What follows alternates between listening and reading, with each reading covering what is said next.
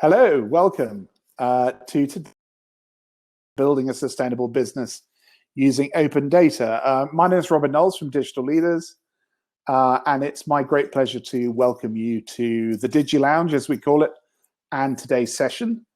I don't think there's much housekeeping to do. You'll see that although we've now and you're all looking at us, there is still chat where you can continue to post and do post into general chat, particularly if you have any issues or problems in the lounge with microphone, camera. Just put it in there and we'll then come and sort you out in private chat. There's participants mode, so you can see everybody that's in the room at the moment. And also a Q&A where you can put questions for speakers on the stage, and we'll occasionally be using that. The last feature to be aware of is there's a raise your hand feature on the bottom here. And if maybe one or two of you want to just click on that, just to try it out. That basically, so thank you, Colin, Dennis, Tom. That just shows people that you want to come up on stage, and later on today we'll be doing that. So,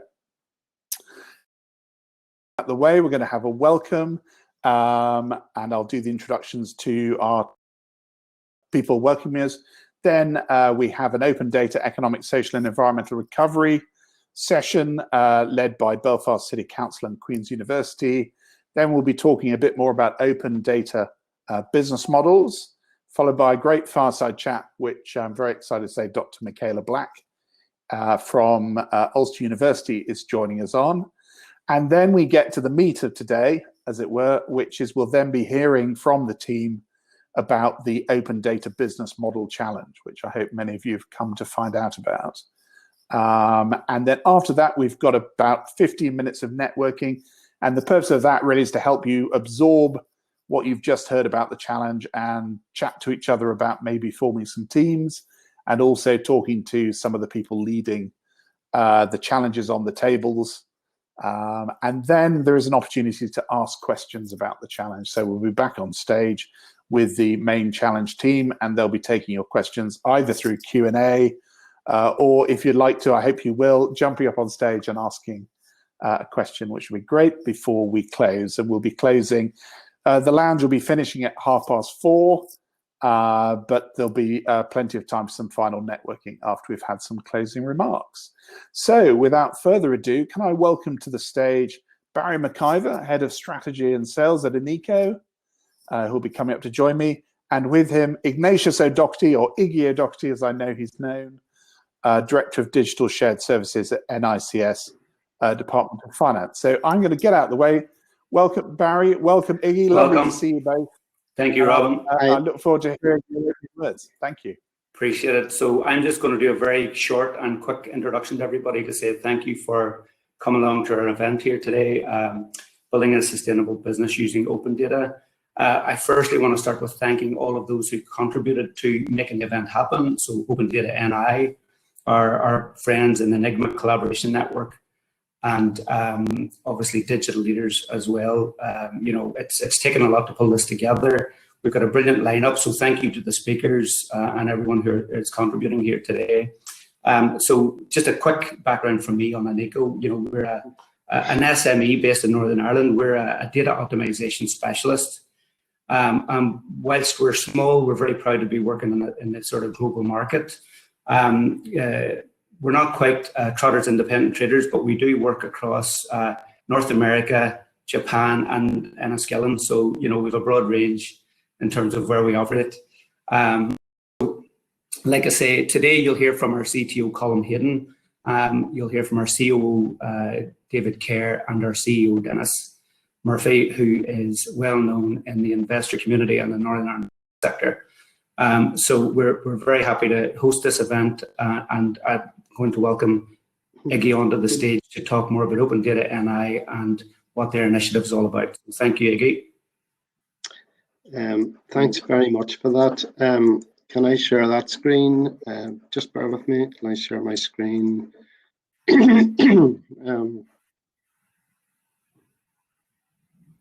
No, I'm not going to share my screen. I don't need to.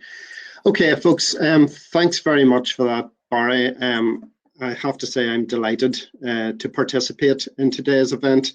as I care passionately about transparency and openness in government. In Northern Ireland, we drive an open by default agenda across all of our government departments. We can't really run government services without good quality data. And that's the very data that we use to develop policies and plans for future public services. We all need to see how we can unlock business value from the data that we hold and how we can use it and to share it to transform the way that we deliver services. Of course, and it's really no surprise here, the value of data is something that's been recognised by successful organisations. Many have appointed chief data scientists, including within our own Northern Ireland Civil Service, and it's really paying dividends in both competitive advantage and increased innovation. And I guess that's one of the kind of drivers behind what Anaeko are trying to unlock and to work with many different business partners and entrepreneurs. I believe that in Northern Ireland we've made a start, but it's only a start. I was fortunate to lead on the development of our open data strategy, which we launched in October of last year. The strategy is both ambitious and very challenging. The main aims have been developed around following an extensive and wide-ranging consultation with the civil service, with our departments, with the wider public sector, and those working in fields of data science and data analytics. Whenever I look at the audience today, we've got many senior leaders, and as senior leaders, we've all got a role to play.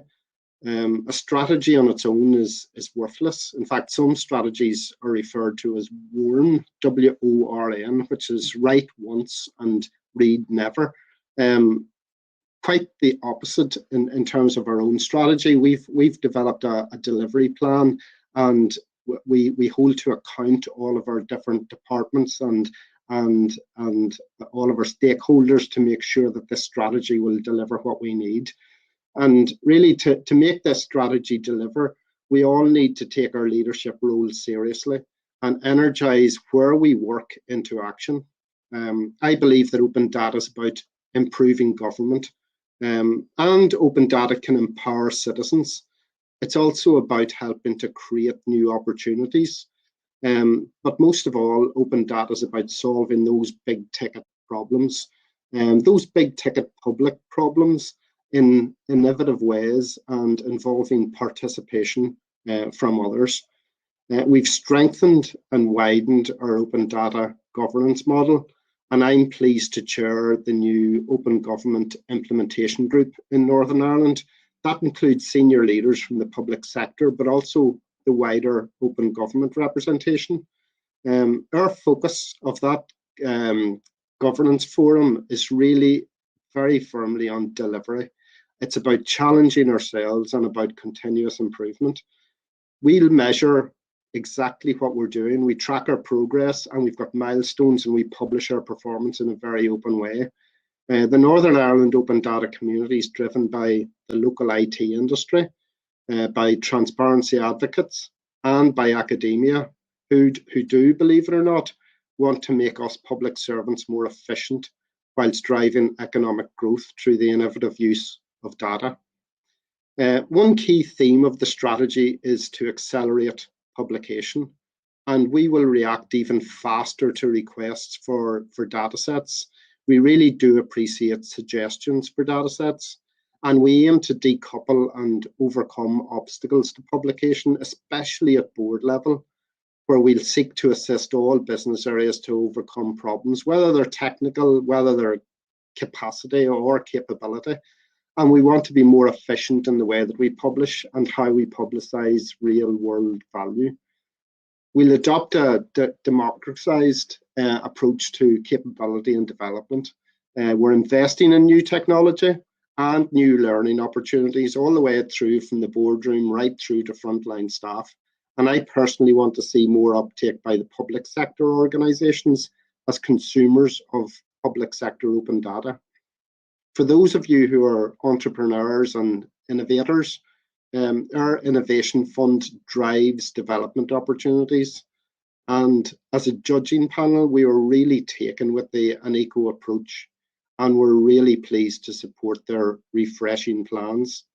I want to close by reiterating my commitment to driving an open government and an open data agenda, and look forward to leading the delivery of the strategy and the commitments in a shared and open way. So thank you for coming to today's event. And I hope we can have really good discussions about how we can unlock more value, how we can put this fund to real use, and how collectively we can exploit data for the benefit of public services. Brilliant. Thank you, Iggy. I do think that the data strategy for Northern Ireland is a real exemplar across the 4 nations. It kind of really stands out. So that's great. I love innovation and participation. That's definitely what today's about. So hopefully we'll see that in action over the next hour and a half. And I really like the focus on leadership and the idea that, at a board level, people have got to buy into this and show leadership, be brave, trust, and I guess accept some early failure or iterative change is maybe a better word than failure. But thank you so much for getting us underway today and sharing the strategy with us. Robin, thank you. Brilliant, thank you. Right, well, as Iggy leaves us, we now have a session called Open Data for Economic, Social and Environment. And this time we have John Tully joining me, MBE, Director of City and Organisational Strategy at Belfast City Council, and with him, Chris Lloyd, Professor, School of Natural and Built Environment at Queen's University, Belfast. So just wait for Chris to join us. Gentlemen, I think you have slides and things, which I hope will work, but the floor is yours. I'm looking forward to it. Great, thank you very much, Robin. So let me just get my slides, if you bear with me, please.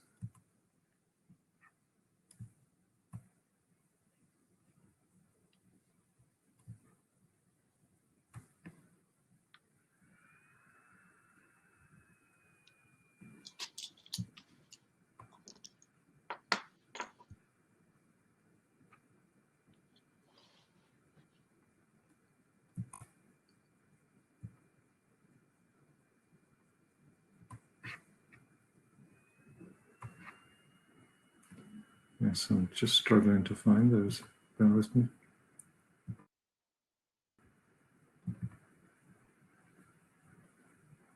Okay, are those slides now on the screen? Not yet. We can just see your directory, not the actual. Okay, not the actual. Okay.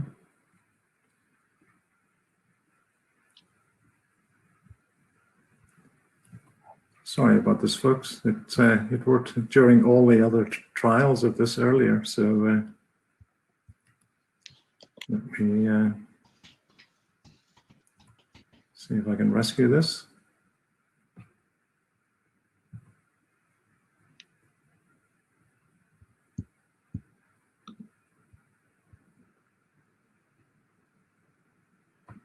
Okay, well, I won't hold up by trying that any longer. So firstly, thank you very much for the opportunity to speak today. The work that I'm going to set a little bit of the scene around the work that we're doing at Belfast City Council along with Queen's University. And Iggy highlighted the fact that his work's on a journey, and this feels very similar actually. We're very much at the start of a journey. Some of that journey is about getting the access to the right data. Some of it's public, but in the longer term, we're looking for data from other sources as well. So it's very much getting the right access to data, but also it's a journey around culture as well, and culture and skills. So I know that Chris will touch on this on the way through his discussions, but it is, about identifying the value of the data and the value that we can get from that in terms of dealing with some of the major issues. Oh, thank you, Chris. Can you just say next when you want me to move on? Yeah, thank you so much. Yeah, if you just go with the title slide for the moment. Thank you. And again, just to emphasize the work that we're going to talk about today is part of a wider picture that we're doing within Belfast City Council to promote open data, both within the council and across the city. And if you haven't already familiarised yourself with the work of the Smart Belfast team, I would really encourage you to do that, because there's some fantastic work being done there as well in terms of how we're supporting the work that he described, but also encouraging that innovation across the city. And of course, in the longer term, we have the Belfast Region City Deal, which will play a significant role in promoting the use of big data and AI across the city in the longer term and building that approach to innovation. So I suppose the exciting thing about the work that we're talking about today is that this is actually being used today, and we're deliberately being quite tactical about some of this here so that we can focus on immediate challenges within the city of Belfast and with the council that will unlock some of the challenges, both in terms of data and culture. So if you want to move to the next slide, Chris, please. Yeah, so at the heart of this really is the community plan for Belfast, which we call the Belfast Agenda. And this is a long-term plan out to 2035 for the city. And it's the plan for the city. It's not the council's plan as such, although we have responsibility for pulling it together.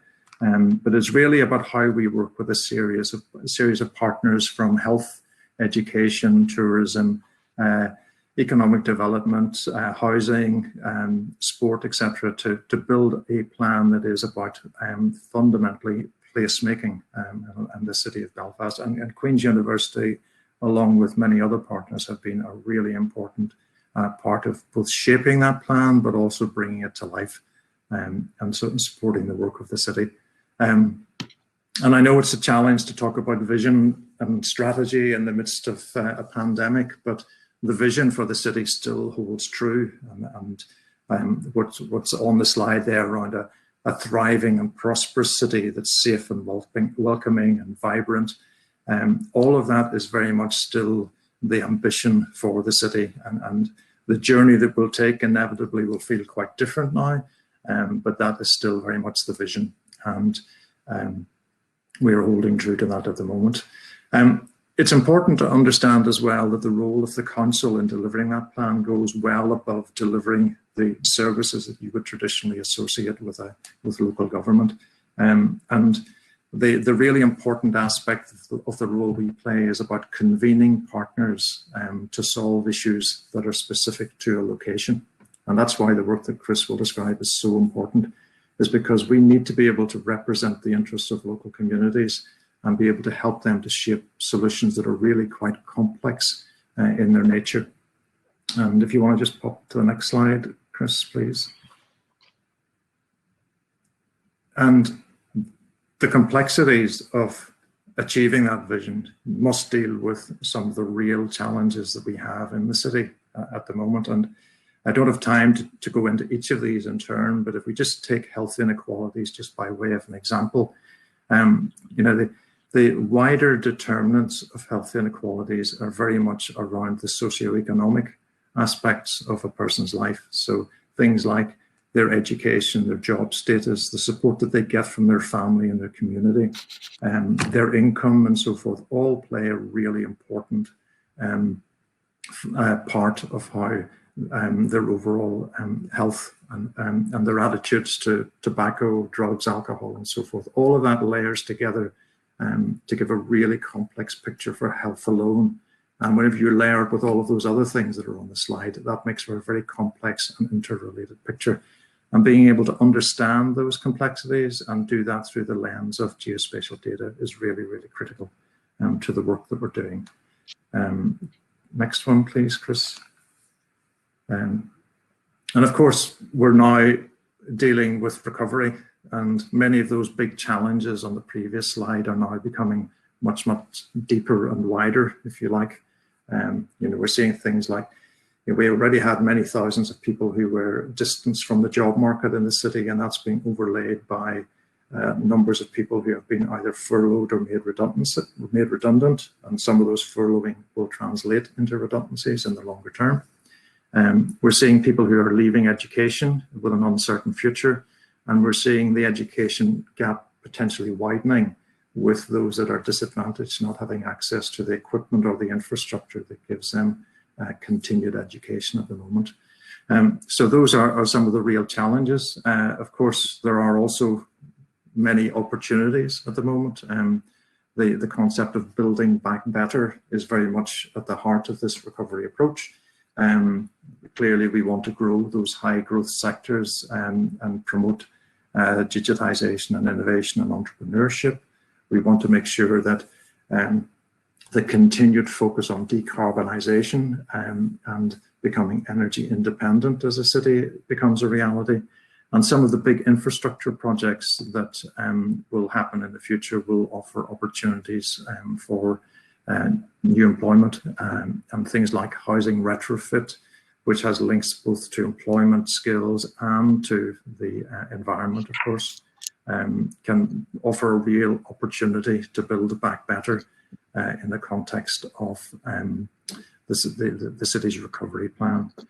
And on my final slide, Chris, if you want to move to that one, the work that Chris will describe is really, it stemmed ultimately from the question of, well, how do we look at the city of Belfast from an area basis and build up a really rich picture of the unique challenges and the unique opportunities that are present in each of those neighbourhoods and communities, and build that up in a way that really supports and enhances our decision making.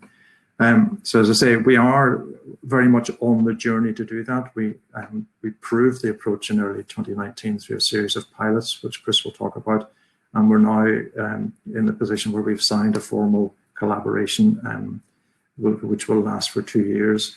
And I'm really pleased to say that Chris and the team have been hugely supportive in terms of supporting our recovery work and looking at some of those near-term challenges that really benefit from getting some fine, detailed data to support the decision making.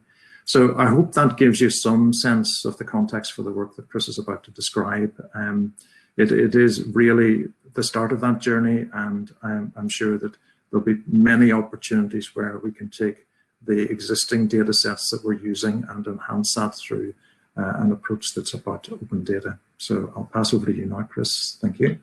Thanks, John. So hopefully I can get my slides to come up.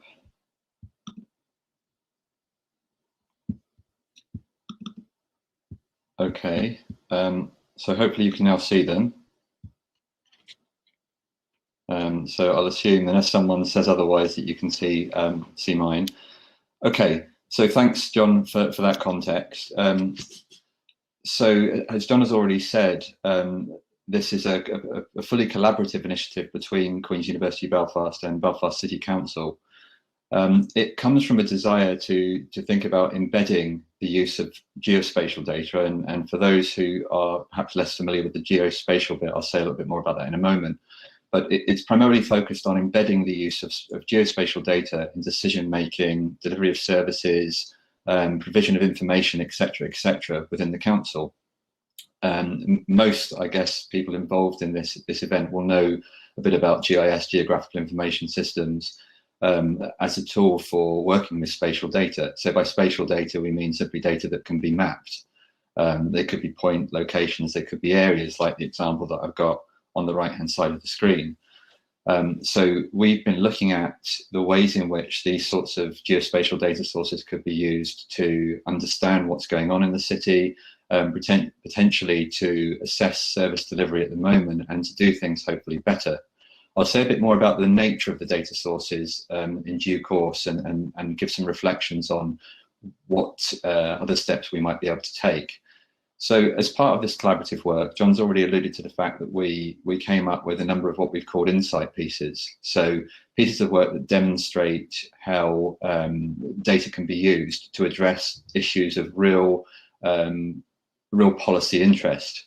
So the 5 that are listed there were initial focuses: drugs and alcohol misuse, leisure services and deprivation, excess winter deaths, unemployment and deprivation, and then the City Council's concern with inclusive growth. So trying to make sure that investments, economic opportunities as far as possible benefit a wide spectrum of people across the city. And there are obviously links to the Belfast agenda as part of this. The map on the right-hand side, sorry, that's a little bit small, is a rate of admissions to hospital for conditions related to alcohol. So that's one example that we've looked at with one particular study area in West Belfast, highlighted Springfield. And it shows in blues high rates of admissions and in reds low rates. And this doesn't suggest that there is nobody admitted in areas outside Belfast. If you look outside the Belfast boundary in the thick black line, just that we don't have data for those areas. So the current focus amongst all of this is, as John has alluded, on economic recovery. So primarily we're looking at unemployment, and I'll say a little bit about the latest data that we have on what's happening following lockdown and loss of employment in areas across the city. So that's very much our initial focus. So in terms, before I go into some of those examples, most of the data that I tend to use as a population geographer are from what I've called their official sources, from the public sector. They are data sources such as the census, which takes us back to 1971. So if we're interested in trajectories of areas which might be important, then we can use those sorts of data. And I would make the argument that if we're going to target resources at areas, we need to know about the histories of those areas, not just their current characteristics. So that's kind of an important angle. We use other sources like benefits data that are provided indirectly by the Department for Work and Pensions through NISRA in this part of the world. The multiple deprivation measure, the Northern Irish official measure of deprivation we make use of. There's a huge variety of important information in that. Public health data sources from NISRA and the PHA, including mortality, and then some of the data that I've already alluded to on drugs and alcohol misuse.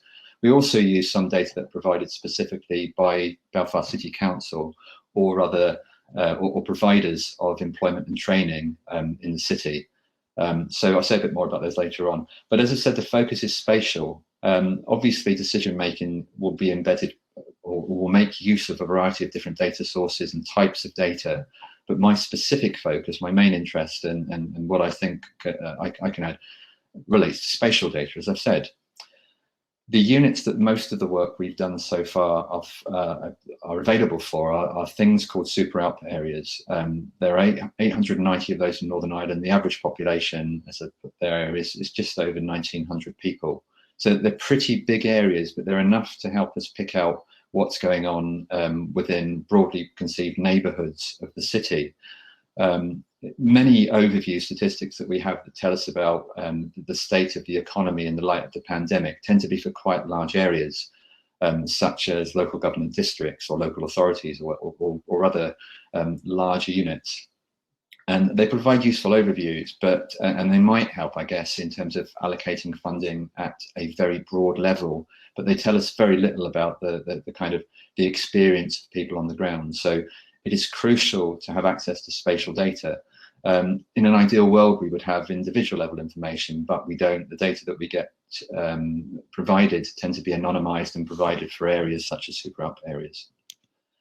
So just to give you some examples of the kinds of work that we've been doing, this is just one of those insight pieces that I've talked about. This is excess winter mortality. So NISRA provide access to data on mortality, including monthly data. So using monthly data, we're able to look at the difference between mortality in winter and mortality in the rest of the year, and to identify places that have higher rates than you might expect. So where the mortality rate is significantly greater in winter than it is in summer. And obviously that might tell us something about risk factors, and we can look at a variety of other characteristics like the age profiles of areas, health status, number of hospital admissions, housing type, central heating, etc., which we can use to build an explanatory model that might help us to get a little bit more of a grasp on why mortality rates might be higher. And obviously, bottom right-hand side, we can pick out places that have particularly high ranks, and it might be that we want to do something about that. But this is a very simple example of one variable. As I said, the main focus at the moment, as John alluded to previously, is on economic recovery.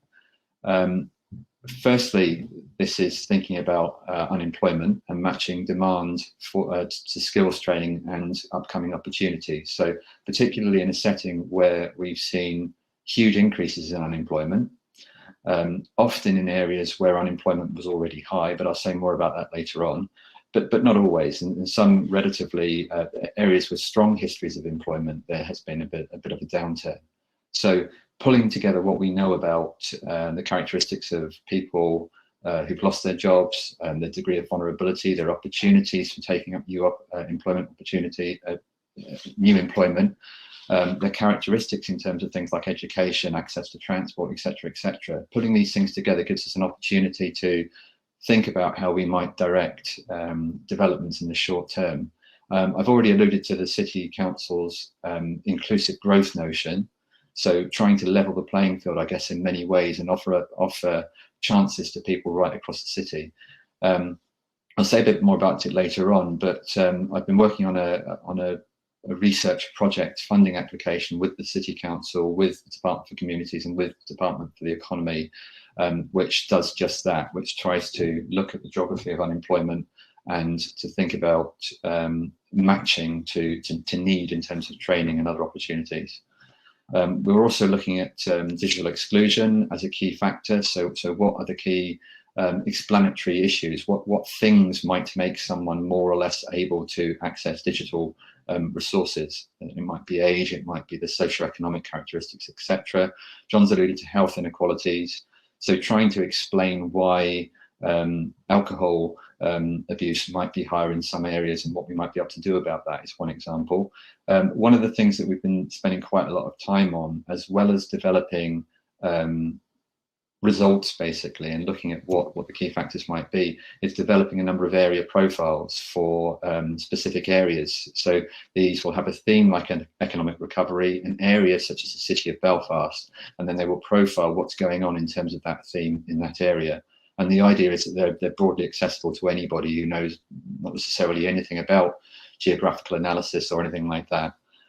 There's also an online mapping platform that we've been working on, but I'm not particularly going to talk about that today. So just as an example, as I said, I'm sure that many people in the room, and from looking at the names of people attending, definitely some people will know a lot about these data, but this is from the multiple deprivation measure. It is a measure of employment deprivations for the city of Belfast. So the reds indicate high rates of employment deprivation or high rates of unemployment, and the blues indicate low rates. So this sets the scene, I guess, for thinking about where need might be greatest using this official data source. We can go back in time. So this map uses data going back to 1971 right up to 2017, and the areas in dark blue are areas that have always been in the most, the worst 10% in terms of unemployment since 1971. So there may be economic upturns and downturns, but those areas in dark blue have always been the worst off in terms of the unemployment levels across the area as a whole. Those in red, on the other hand, have always been the best off over that period of time since 1971. So putting together this sort of data with, or these sorts of data with what we know for the current time, gives us a chance to separate areas that have long-term challenges and maybe have transmission of generational transmission of poverty or high rates of unemployment over long periods of time, to separate those places from areas that might have suffered from short-term problems, but not necessarily in the long term. Right-hand side of the names of those places, those 5 super output areas that have been very persistently, or have had very persistent high rates of unemployment. We can think about things like unemployment risk. So with all of our work, what we're trying to do is to understand why what we see is what we see, and therefore what we might be able to do about it. So unemployment risk is higher. Obviously, if there was unemployment in the past in an area, so the history of an area is important. Characteristics like qualifications, access to vehicles, and health status, particularly mental health, are very important in terms of the risk of unemployment. Just to bring it up to date, I've spent quite a lot of time over the last few weeks, when I've been able to, on looking at the impact of the pandemic in Northern Ireland and further afield. So we don't have small area data for super output areas on unemployment on a regular basis, but we do have claimant counts. So this includes counts of people claiming universal credit or job seekers allowance, and who are seeking, or in theory could seek employment. So the left-hand side at the top is a map of claimant count rates for March. So the top corresponds to 13%. So the highest claimant count rate out of working age people is 13% in parts of North and West Belfast. The right-hand side is a change in the rates between March and May. So this is basically what has happened since lockdown. This is the lockdown period. So in some places we see increases of up to 7% in, well, I say unemployment, it is only a proxy. It's not exactly the same thing as unemployment, but it is an approximate measure of what's going on. So those areas in red in the bottom right-hand side have the largest increases in claimant count rate, or the largest increases in unemployment, if we accept that as a measure.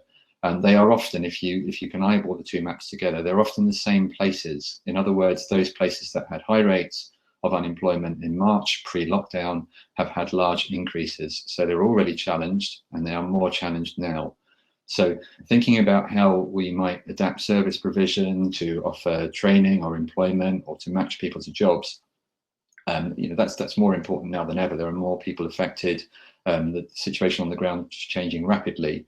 But even with these administrative data sources, we can get quite a detailed perspective on the geographical pattern of the challenges that are developing, and we can look at things like how these changing rates relate to vulnerabilities. And I've also done some work with the council on developing a vulnerability index that relates health to employment, to economic factors, demographic characteristics, etc. So they can be linked to these changing rates to try to think about the nature of challenges in individual areas. So I'm aware that we're probably overrunning a wee bit. Final slide is thinking about where we might go next. So initially, we've thought about how to build these sorts of data sources into decision making. So linking together in a sensible way a variety of different data sources, but particularly here, employment and training is a focus, specifically in the context of the pandemic, but also trying to deal with people who are what we might call further from the market. So offering ways of helping those who might have been employed for a long time or live in areas with long-term unemployment.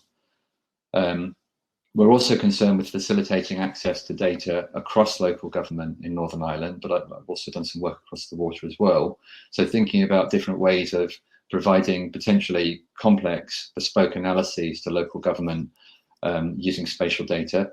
Other things we could look at, I mean, I've talked primarily about social and demographic characteristics, but other issues like environmental quality, access to green spaces are themes that we could look at. The data that I've talked about are exclusively administrative or census. They don't come from any other sources, but there are huge opportunities to link to data from private businesses on employment opportunities, employment profiles. Some other examples off the top of my head. There has been use made recently of data on social media, looking at adherence to social distancing, for example. So if you have information on geocoded devices, you can potentially work out where people are going, how far they have been close to other people, that sort of thing. And it's sort of principles we've seen behind tracking people with COVID-19, but there is some work using social media data to track where people are going. Other possibilities, we could think about footfall in the city centre, and as I said, we could think about the impact of pollution, transport networks. And just as a final point, there's an initiative called the Economic Social Research Council Consumer Data Research Centre, which I have some connections to, which is tasked with making access to data from retailers and from other bodies freely available in an anonymised form, so that we're not constrained just to using static administrative data sets, but that we can look at spending patterns, for example, and how they've changed in light of the pandemic, or how certain types of outlets are or are not being used. So there's potentially a lot out there, and I look forward to hearing what others involved in the event have got to say. So thanks very much for your attention.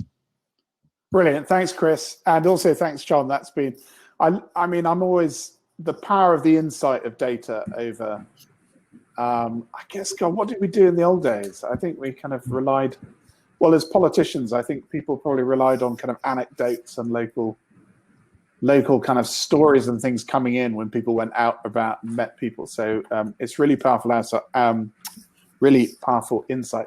And also, John, I love what Deborah Colville and her team are doing in Belfast. I mean, it's really outstanding.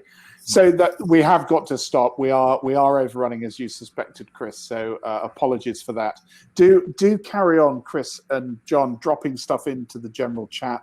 I'm sure you've been looking at it. It's been really firing up as you've been talking with people kind of inputting things, putting in links.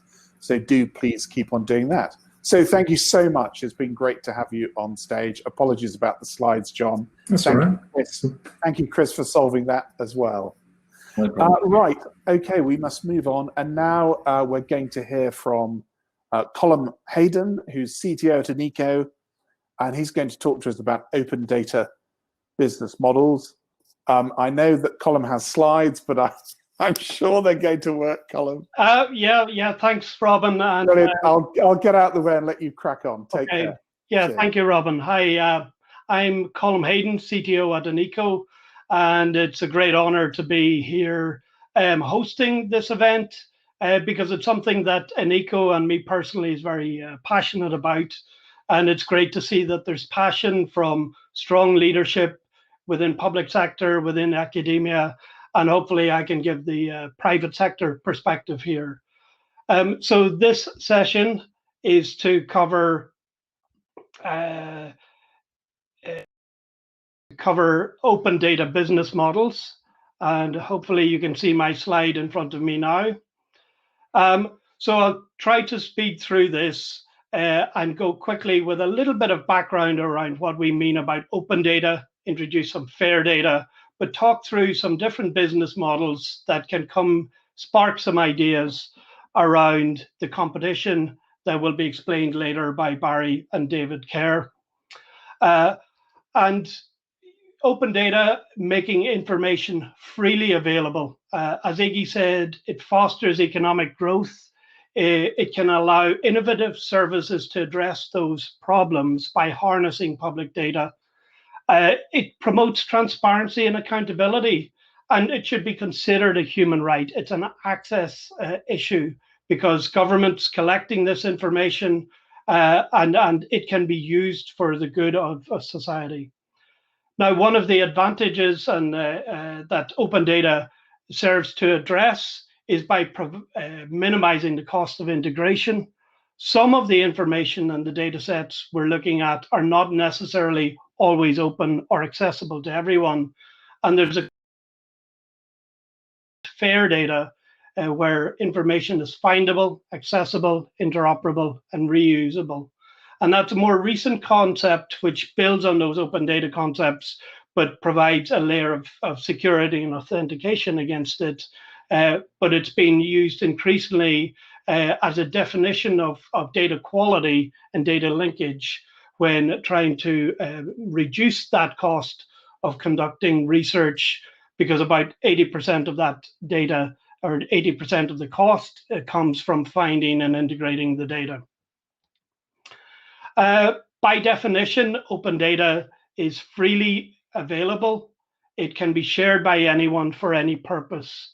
And the principles of government open data defined in Sebastopol in California in 2007 still hold true today. Should be complete.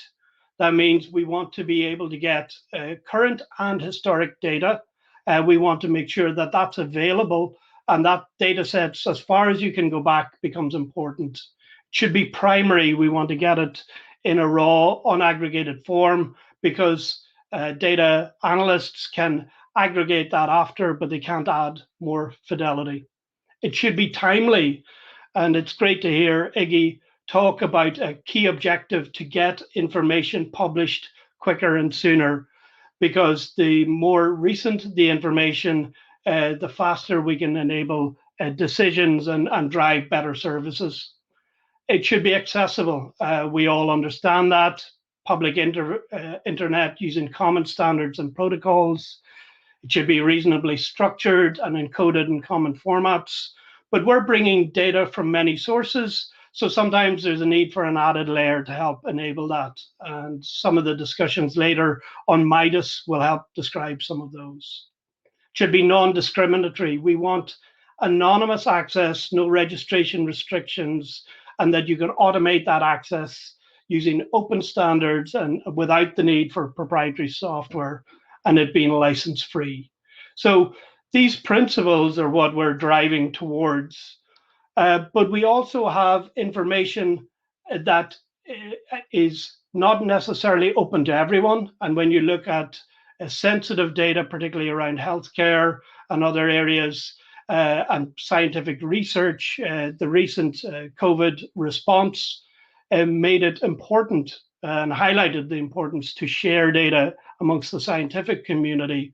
So you wanted to make sure it was findable, accessible, interoperable, and reusable. I'm not going to delve into these, but I will leave this information available on the slides for take home.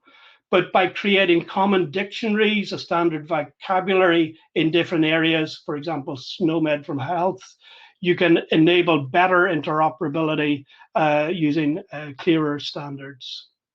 So with that background, not necessarily all government data should be open, because you might have personally identifiable information. And you hear Chris talk about looking at super output areas and pseudo-anonymized data. You can, in other areas, have permission-based access to data. You want to ensure that this information cannot be de-anonymized by correlating different data sets. And of course, state security and defense information is one of those areas that requires strict protection and control. But open data principles that were outlined over a decade ago still apply and are improved by the FAIR data principles. And what I want to do is to take the next 10 minutes really to describe different kinds of data business models that can leverage this. So Anaeko started in 2004, and we've delivered over 400 projects in that time that have managed and used data. And I've also had a role in Mobile Monday and formed a mobile academy with Ulster University that looked at how to use that data. And when the birth of the app culture came out, smartphones, there was a lot of innovation created. But one of the problems is a great idea wasn't necessarily a commercially sustainable business model.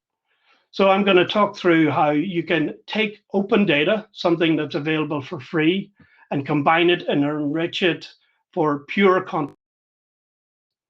I'll look at how you could sell services to consumers attracted by open data. I'll look at how white label apps can have a business model where you're licensing customized applications leveraging open data. A data broker or info mediation as a big word for that marketplace that brings together data consumers and those data sources, both open and others. You can be delivering analytics services on top of this. And with all of the great examples that Chris and John spoke to, there's a lot of analysis that's not easy. And so the services that are needed to provide that analytics and understand that is a business model that can be sustainable and growing. And for those in the free content space and freemium models, advertising and marketing can add value into existing business models by giving better insights to advertisers and service providers. It's often said that content is king, and when open data is free, it's still counterintuitive to some people that 44% of people will still pay for premium content, and they do this because of convenience.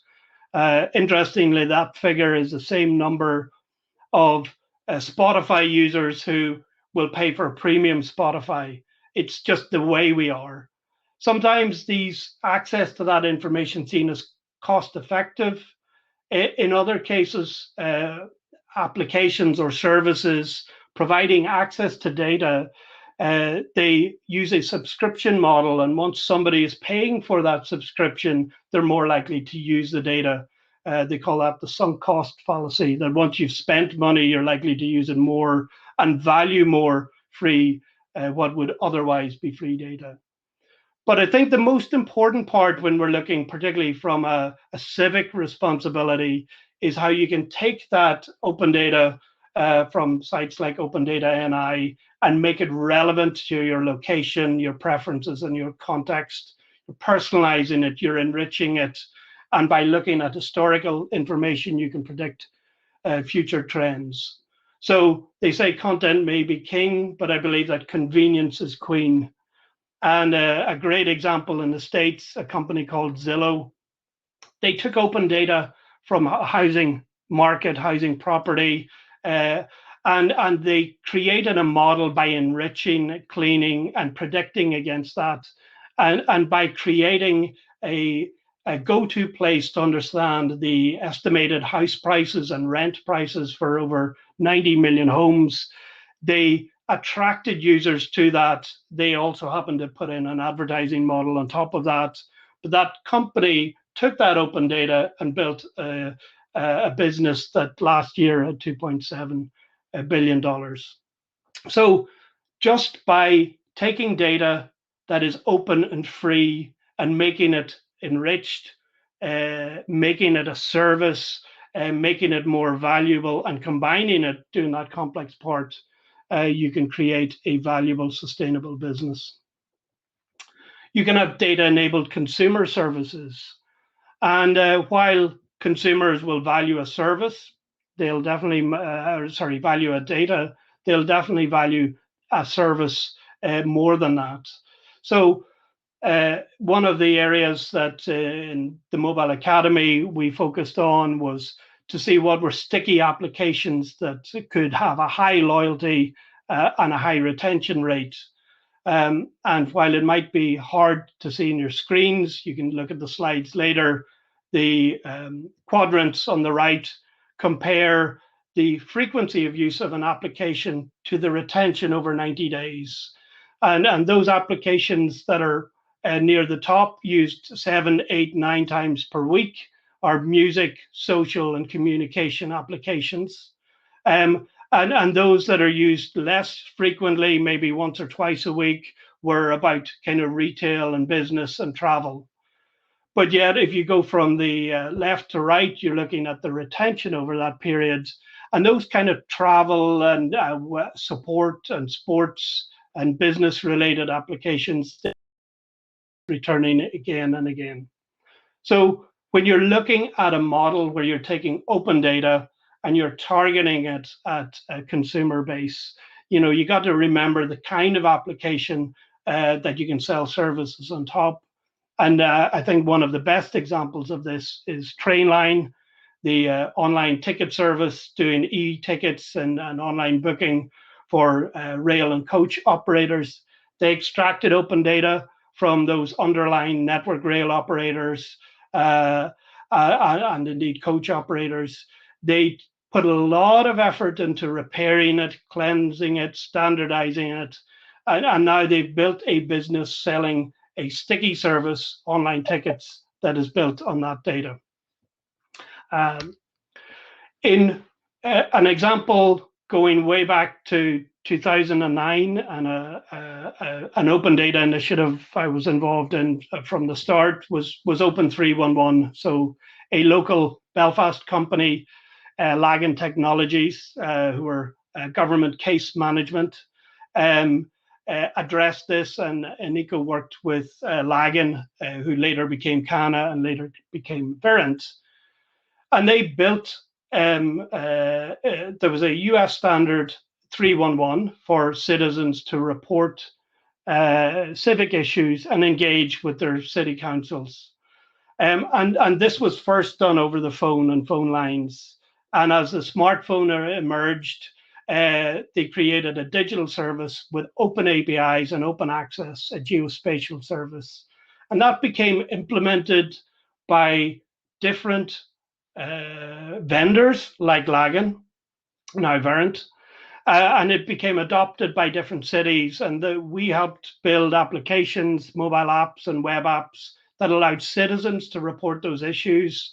And that was from Minneapolis to Winnipeg, from Boston to Perth to North Ayrshire, and also then applications on the back of it. And while it was a free application for the citizen, and it was free data and a free service to understand what was being reported, potholes, lighting, street and graffiti issues, road services.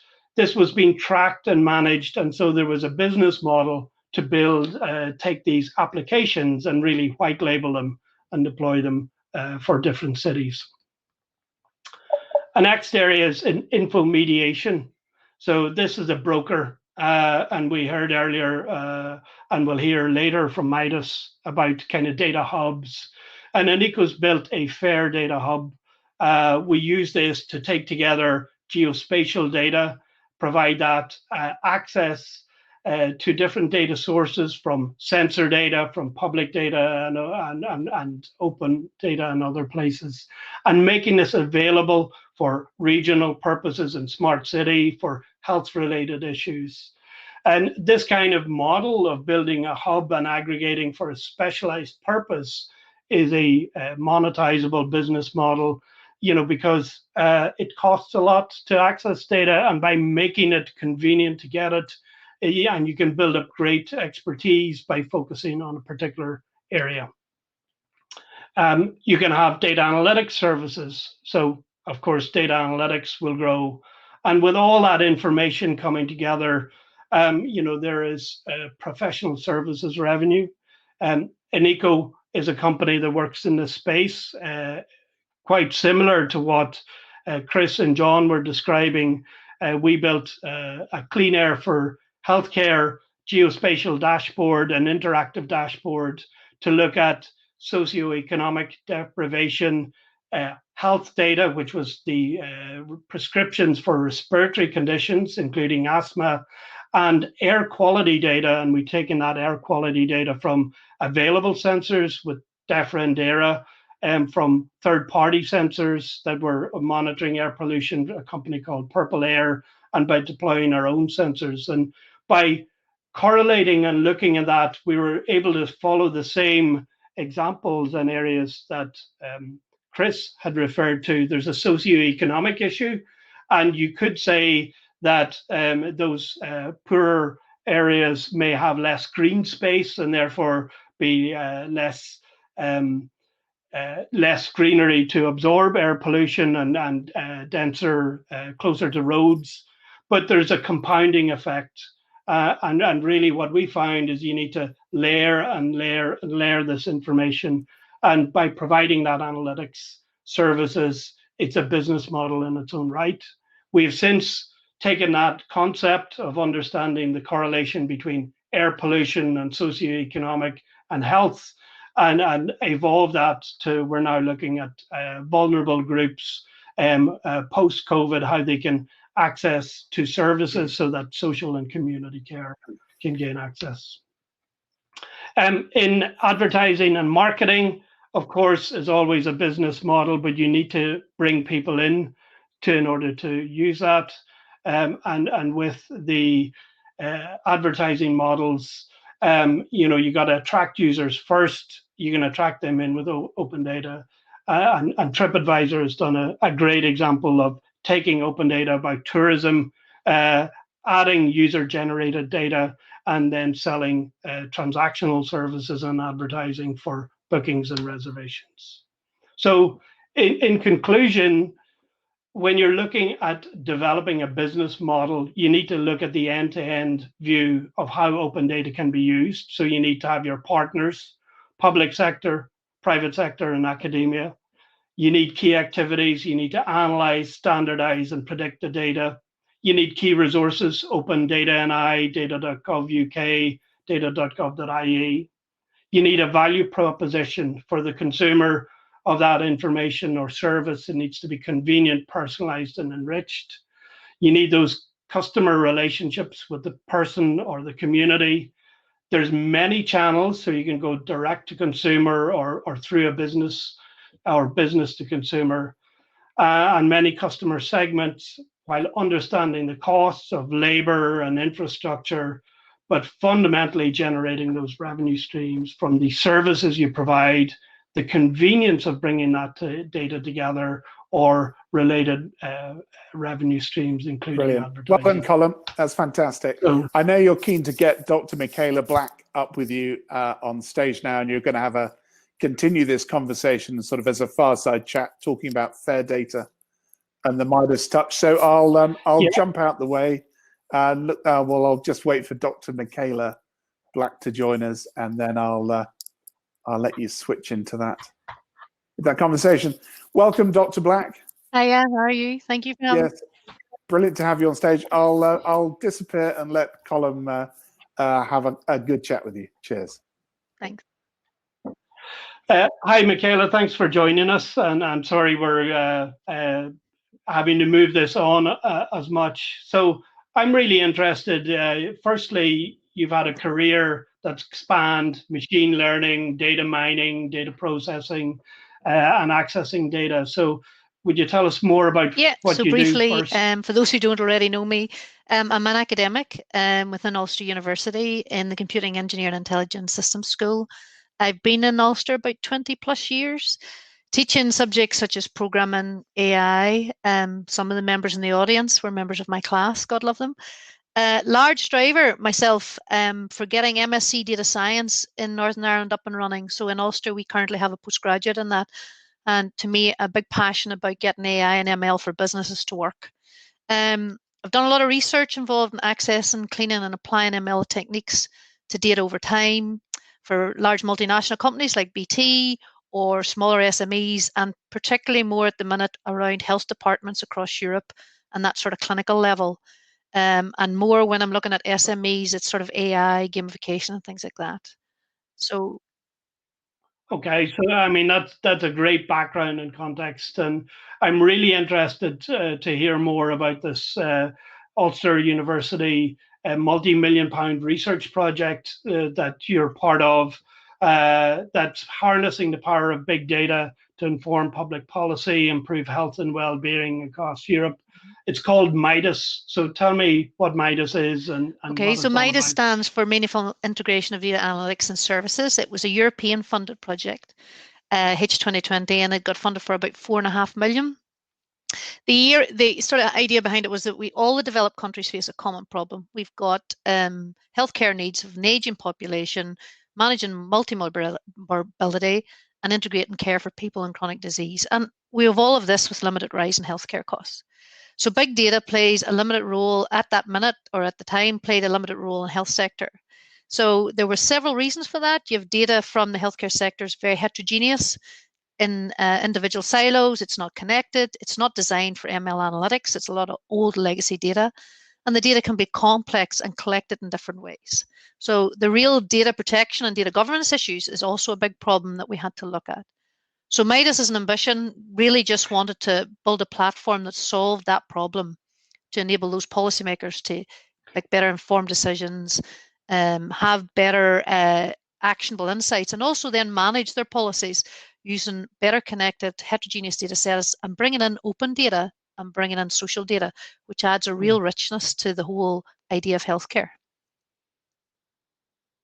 Yeah, so I mean, you're looking at historic data that was collected, the social data, the open data that's being available. Tell me about the challenges you face in data protection and data ethics, data security and privacy, you know, and how you manage Okay, so that. about a year into Midas, we had the Gdpr launched. So we went from not having Gdpr to having it.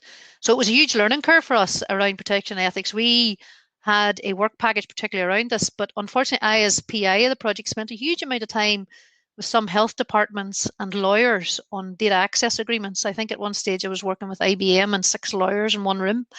But we used Ulster as a test site to enable development pre the situation of getting data access and getting that all signed off. Most healthcare providers, the problem who store the healthcare, see themselves as the gatekeepers for the data of population. And while that data belongs to the individuals, they still see themselves. So GDPR introduced a wide range of number of articles and recitals. I'm sure some of you are quite few of them, but I'll give you one that's quite confusing. If you look at recital 33, it states that data subjects should be allowed to give their consent to certain areas of scientific research when in keeping with recognized ethical standards of research, scientific research. Look at that phrase, give their consent to certain areas of scientific research. It's very broad, it's very ambiguous. So all of that had brought a whole blanket of problems and consent and how we do it. And on the positive side, you know, we had some real breakthroughs in countries like Bilbao who were involved in the project. They weren't allowed to allow their data to be researched by outside countries. And BioF, who were in the project with us, really broke that through. So there's lots of good ones. Finland's another example. Pre-GDPR, consent's not an issue. They own it, they store it, that's it. And then they brought in GDPR and everything changed in the middle of the project. So, but they have lovely initiatives. I don't know if any of you have heard about a thing called My Data, which is an initiative they're looking at. It's where people can opt in and out and opt their data in and out for certain projects, and again for open. So there's some nice things to be learned, but yes, there are some challenges. Yeah. And do you think the attitudes will change here with the scientific research community sharing data for the good of protecting us all from COVID? You know, it's highlighted this important topic, and it's complex, and it's challenging, and it's got very different attitudes and regulations in different countries. Do you think that there's an increased awareness of the topic and the need to opt in through services like My Data and say, I'm willing to share my information for scientific very much so. And COVID-19, if nothing else good comes out of it, made people realize that we need to join our data more together. And people, the public perception, we did a social media campaign, and the social media campaign pre-COVID-19 and post-19, people are very keen to share their data as long as they know that they can trust the people who are using it. So there's a huge change in the public perceptions. And also countries like Germany. Germany has recently made some invaluable progress with genomics data.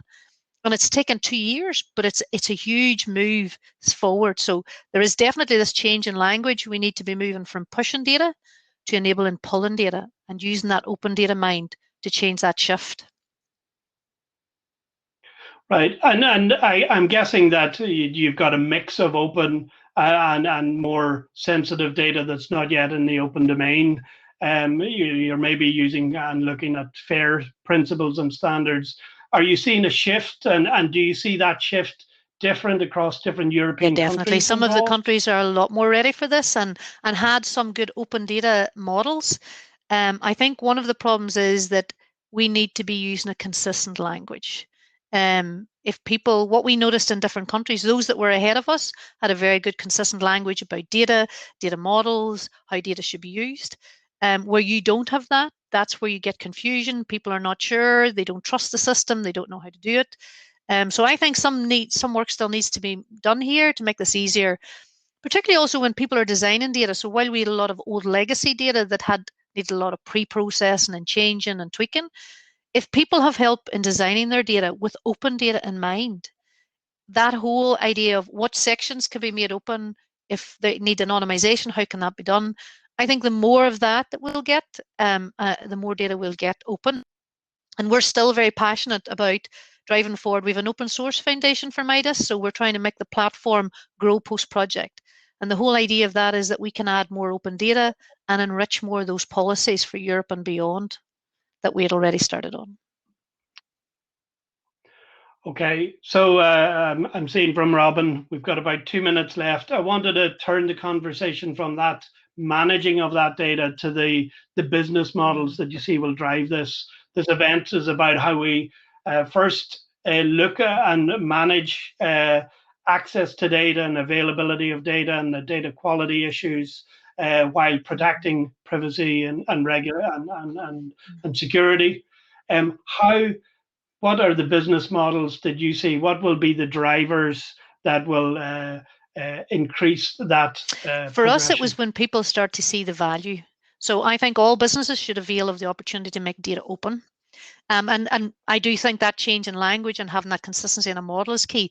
So the pool and experience of potential researchers who will avail of open data and do some work for you is phenomenal. So don't waste that opportunity. We can grow a real wealth of more efficient and smarter customer-focused outcomes, and we have already proved that in Midas. But what you want to do is, from your data, verify and know where you are today, access open data and potential customers, enrich where you're going, and understand your data and your customers. One of the things that I would mention is that where public or private businesses find it difficult to make data open, one of the things we're looking at Ulster is synthetic data. So where we can synthesize your data, make it protected in that way, and make it available for other researchers to maybe do your work, because not every company has the data scientists within it, nor the data processors and data engineers. So by making it open, you're opening up more opportunities for it to be used.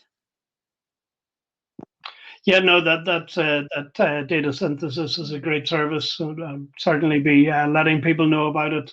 So we're just about to wrap up here, but if there was one take home you would like to give, when we've got an interested party of open data community here, if we want to improve things here in Northern Ireland and drive that initiative, what advice can you give back to Iggy? I think and his team? it's the value that you can see in the other countries. It's great to see people at the right levels involved in this initiative in Northern Ireland, and without that level, it wouldn't happen. And I think the more want that you see, and we have excellent examples from right across Europe. So if people need any more examples, we've been looking at ranges from mental health issues, looked after children, diabetes, obesity in young people, and we've shown that can really help. And very similar to the previous talks, it's the value that will really come out of this, not only just across Northern Ireland, but for us and for others beyond. Okay, well, that's great. Dr. Michaela Black, thank you very much. It was very fascinating. And Robin, handing back to you, I guess. Brilliant. Thank you, Colin. Thank you so much, Dr. Black. Thank you. That's been great. I mean, hopefully, since we began up to this point, we've done some fantastic scene setting. Everyone who's with us is now pretty excited about the kind of business opportunities that are available with open data.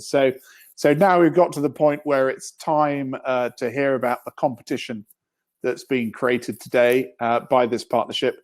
And to help us find out what that competition is, can we welcome back to the stage Barry McIver, Head of Strategy at Anaeko, and for the first time, David Kerr, Chief Operating Officer at Anaeko, and they are going to tell us about the competition. Hi, Barry. We'll just... How are you? Thanks again. Thank you. Brilliant. Hello, David. I'll leave the two. Hi, everyone. Hi, Robin. Tell us what this is all about. Thank you. Much appreciated. Yeah, I think David's going to share some slides, and then we'll describe to the audience what the competition itself is about. So, as David's getting the slides up, I'll just do a very short intro. So, this has culminated from our involvement in the Open Data NI outreach. And our idea was this idea of pitching and looking for ideas on sustainable business models using open data.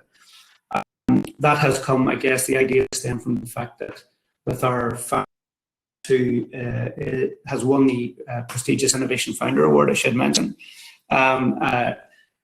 is also an industry investor. And as a result of that, we've got a lot of connection in the investment community, and we do a lot of work helping startups and scale-ups, scale their businesses. So we see a lot of innovation on a daily basis. As Colin mentioned there, we're working the research area as well, supporting and enabling research. So we wanted to act as the sort of the go-between for public sector, for private sector, for students, small businesses, budding entrepreneurs, trying to bring this all together. And our idea was to hold this mini pitch competition where anyone can pitch for this. And so we're trying to keep it fairly high level. I'll hand over to David. He'll go through some of the rules associated that we've set, and then we'll come together and that Robin will facilitate to answer questions. And I'd like to just reiterate as well that we'll answer questions specific to the competition, but equally we open up and welcome to the floor during that Q&A session. Asking questions of the presenters that have been on and the other people that we have in the audience, get involved. We want to make it as interactive as possible. So I'll hand over to David to cover some of the rules of the competition itself. Thank you, David. Thanks, Barry. Hopefully everyone can see the slides. Yeah, so we wanted to have some fun with this pitch competition, and but not make it too heavy. So I'll go through an overview of that and some of the rules and the prizes that we are going to offer around it.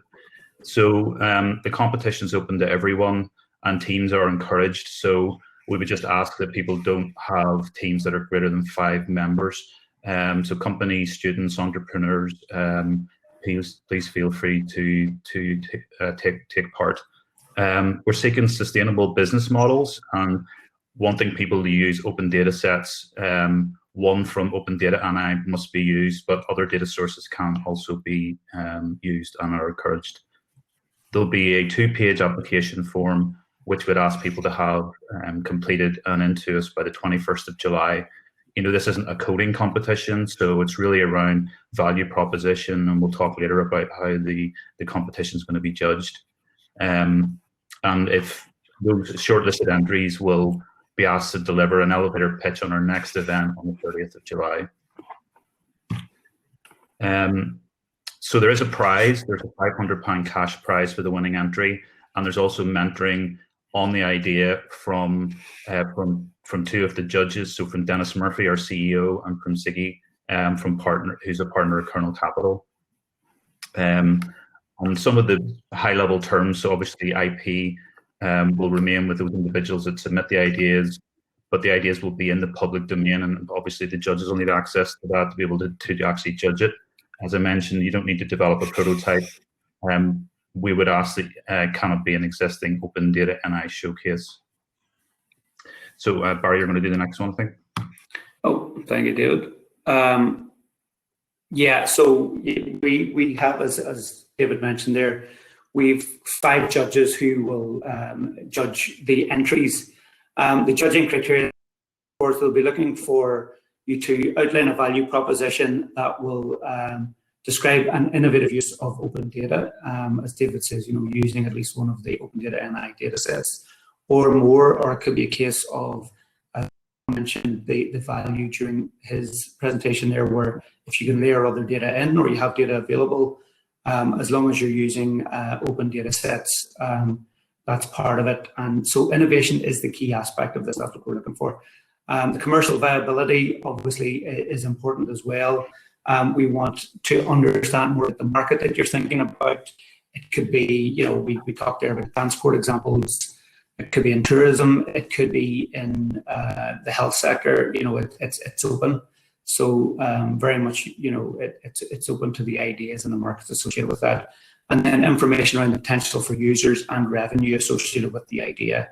We're going to obviously social and economic impact to that. It was very interesting to listen to John and Chris talk about the work that they're doing, you know, to generate the region post-COVID, and that's very important to it as well. So, you know, if you can expand out on the social and economic impact that your idea has on the region, that would be very welcomed as well.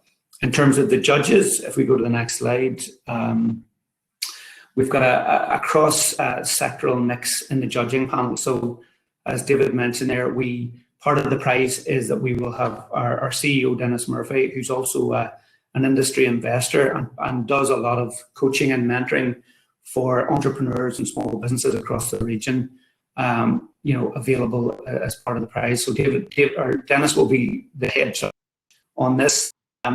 We have Ziggy Severson from Kernel Capital. So, you know, 2 guys with a lot of experience in the tech sector, know how to start a business, know how to make it profitable and run it. So it's great to have that context. We've got Cormac McConaughey from Open Data NI, who's an advocate of open data and you know, can lead in that from the public sector perspective. Also representing public sector is James Brady from Belfast City Council. So James, the Digital Innovation Commissioner for Belfast City Council, and obviously big plans ahead there with the Belfast City Smart Cities Initiative and the Belfast Region City Deal. So really excited to have Jane on board. And then from academia, we have a colleague of Dr. Michaela Black's, Jonathan Wallace, who's Professor of Innovation at the Faculty of Computing and Engineering at the University of Ulster. And Jonathan, I know, was also heavily involved in MIDAS program as well that you heard Michaela and Colin talk about there. So it's great to have academia involved, because a lot of, you know, the research and work that they do it's where a lot of the seed companies in Northern Ireland, spring from as well. So, it's great to have that cross-sectoral impact with the judging panel. So I think we're very well represented. We thank them all for getting involved. We know they're all very senior people and very busy. So it's a great opportunity to pitch to a very prestigious panel. So good luck with all your entries. So I'll hand back to David just to close out some of the competition rules as well. Thank you, David. Thanks, Barry. So just wrap up the last two slides here. So first event, obviously we're in it right now. So it's we're presenting the competition, putting out an open call for ideas. We need those ideas in by the 21st of July by 5 p.m. We'll announce the shortlisted teams that will be pitched to the industry judging panel on the 24th of July. The second event was on the 30th of July, and those teams will pitch during a virtual conference, and it'll be a maximum of 2 slides in 2 minutes. So next steps, we'll make the application form available online today at this address. And as I mentioned, you submit the applications by the 21st. And then I think now after this, we're going to have some table discussions on the competition. If you have any other ideas or comments, please raise them there. Also, there's a Q&A after that. So that's on that. I'll hand back to Robin. As Robin's coming on there, just to let you know, guys, I can see in the general chat that Colin and or Emma, I think both have maybe shared the links to where you can get the copy of the application form, which is now live on the Anaeko site for the competition as well. Brilliant. Thank you, gentlemen. That's a great run through the rules. I'm sure that's probably triggered as many questions as you supplied answers in that short bit. Yeah. So thank you, Barry, for pointing out that there's kind of links being put into general chat. I'm sure all of you have seen that kind of general chat has been pretty active throughout today's event. They do scroll through there for ideas. So we're now going back into the room for table networking. I think it's an opportunity to chat to people, find some fellow team members to join you in your team for this competition. Anaeko team members and other members of the judging will be on individual tables, so do ask them questions and ask for clarification. But when we come back after the 10 minutes, we'll have a team on stage to answer those questions. So do put them into Q&A. And you can also wave your hand and jump up and have 60 seconds of fame by asking your question live. And I'm sure we'll invite some other members of the audience up to make some specific comments. So back to the room for table networking. Double click on any table you'd like to move to when you want to move a table. And we'll see you back in 10 minutes. Thank you very much.